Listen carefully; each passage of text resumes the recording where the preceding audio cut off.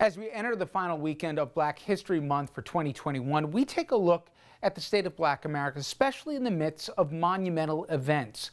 After a summer of unrest, the pandemic, the transition from Trump to Biden. And first up in our conversation, civil rights leader and former head of the NAACP, Ben Jealous, on the Biden agenda on racial justice and lingering fears about the COVID vaccines.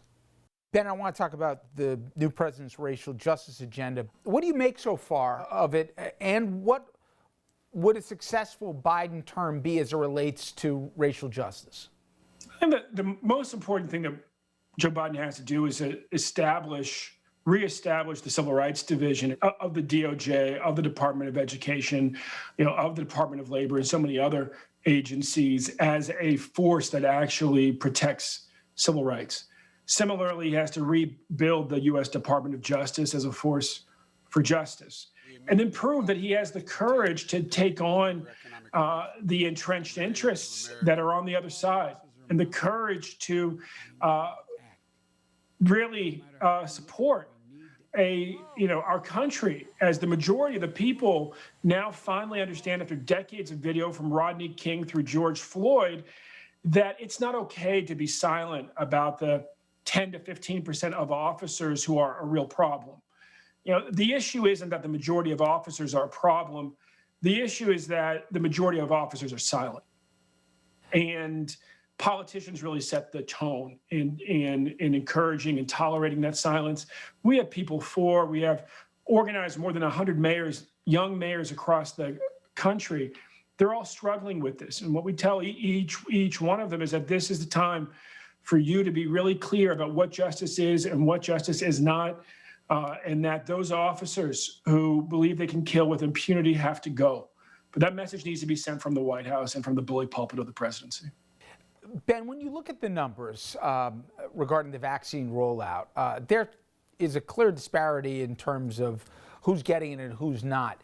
Is the bigger problem in the Black community a distrust, and we can go back to Tuskegee as to good reasons maybe why, or is it access? It's access. It's access. People make a lot out of little things. During the campaign, they were saying, why do so many Black men support Trump? The question was, why do so many men support Trump? There was, disproportionately men versus women of every racial category, but they fixated it. Similar with Tuskegee, sure, it's an issue. There's an issue of trust there. There's an issue of trust amongst many demographics when it comes to vaccines to the American people. Why do so many white celebrities not believe in vaccines? But the real issue here is that the more privileged you are, the easier it is for you to get the vaccine. There have been plenty of places where they've reported that when they've done vaccine distribution in communities of color and used, for instance, people have to sign up via the net, and that disproportionately it's white folks from other jurisdictions who are showing up to get the vaccine.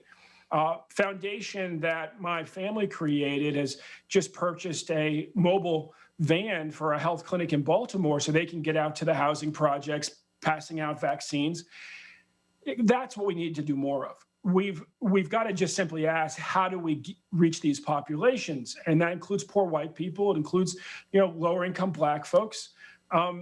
The biggest issue here is not trust. The biggest issue is access. And the biggest issue, frankly, is commitment to serving all of us as if each life is as valuable as the other. Next up, Illinois Congresswoman Robin Kelly on how the pandemic is impacting women of color and what she's seeking from the Biden administration in terms of racial justice. Congresswoman, the Times had a full pull-out section on how women, particularly mothers, have been impacted during COVID, and particularly women of color, and in terms of being hit seemingly from every direction, day after day, week after week, month after month, and obviously impacting employment in huge numbers. Just how critical, and you can even speak from your district's perspective, how huge a problem is this that obviously, is constricting, for a lot of people, just making ends meet? I can speak to it from a personal perspective also. My stepdaughter gave us a grandson, and he's 6 years old. She works nights, and she's a 911 operator. So after really tough nights, she has to come home and then wake him up and get him ready for e-learning. She's tired all the time. We try to help her, on the weekends to give her some relief, but she's lucky because she has us and she has food on the table. But there's so many families, I believe. The number I heard was 1 in 7 are food insecure. So many kids going to sleep without eating. So many moms, in particular, and moms of color, that had to leave their employment because they didn't have people who could watch their children.